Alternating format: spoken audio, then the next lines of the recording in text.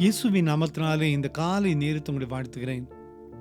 மீண்டுமாக ஒரு புதிய வாரத்தை நாம் காணும்படியான பலத்தை தந்து, இந்த பரிசுத்த நாளை, இந்த ஓய்வு நாளை நாம் காணும்படியான பலத்தை கர்த்தர் நமக்கு தந்திருக்கிறார்.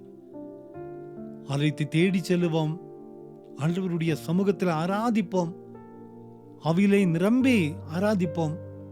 அவர் தருகிற நிறைவான சமாதானத்தை நாம் பெற்றுக்கொள்வோம்.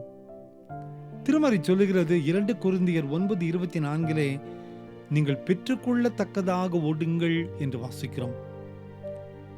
Know ye not that they will run in a race, run all. நீங்கள் பெற்றுக்கொள்ளத்தக்கதாக நீங்கள் ஓடுங்கள்.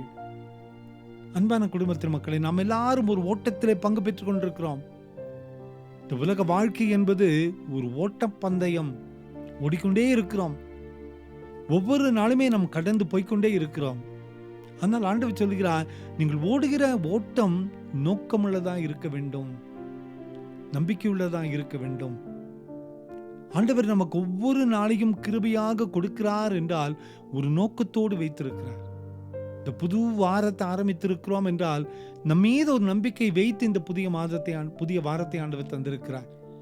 நாம் பெற்றுக்கொள்ளத்தக்கதாக ஓட வேண்டும். நம் வாழ்க்கையில ஒரு நோக்கம் இருக்க வேண்டும், ஒரு எய்ம் இருக்கணும். அந்த கோலை நான் அச்சீவ் பண்ணணும், அந்த காரியத்தை நான் சாதிக்கணும், அந்த காரியத்தை நான் பெற்றுக்கொள்ள வேண்டும். அந்த ஒரு எதிர்பார்ப்போடு ஓடவே அழைக்கப்படுகிறோம். பந்தயத்தில் பங்கு பெறுகிற எல்லாருமே ஒரு வெற்றி பொருளை பெற வேண்டும் என்று ஓடுகிறார்கள். நாம் ஆண்டவருடைய சமூகத்தில் அவருக்காக ஓடிக்கொண்டே இருக்கிறோம். நாம் பெற்றுக்கொள்ளத்தக்கதாக நாமும் கூட ஓட வேண்டும். நமது ஓட்டங்கள் அர்த்தமுள்ளதா இருக்க வேண்டும். நமக்கென்று நம் சுயத்தோடு ஓடின ஓட்டங்கள் போதும். ஆண்டவருக்கென்று ஓடுவோம். இருக்கிற நாட்களில் ஆண்டவருக்கென்று சாட்சியாய் ஜீவிப்போம். அவருக்கென்று எதையாவது செய்வோம் என்ற நம்பிக்கையிலே நாம் ஓடிக்கொண்டே இருப்போம். அவருடைய ஆலயத்தில் சென்று அவருடைய சமூகத்தில் இருந்து பலத்தை பெற்றுக்கொள்வோம். நாம் ஓடுகிற ஓட்டத்தில் கர்த்தர் நம்மோடு கூட வருகிறார். ஓடி முடிக்கக்கூடிய பலத்தை, திராணியை கர்த்தர் நமக்கு தருவார். நாம் ஒவ்வொருவருமே நமக்கென்று வைக்கப்பட்டிருக்கிற பரிசை பெற போகிறோம். அந்த பரிசு விலையேற பெற்றது. அது வெறுமனே ஏதோ ஒரு நிமிடம் தோன்றி மறைந்து போகிற பரிசு அல்ல.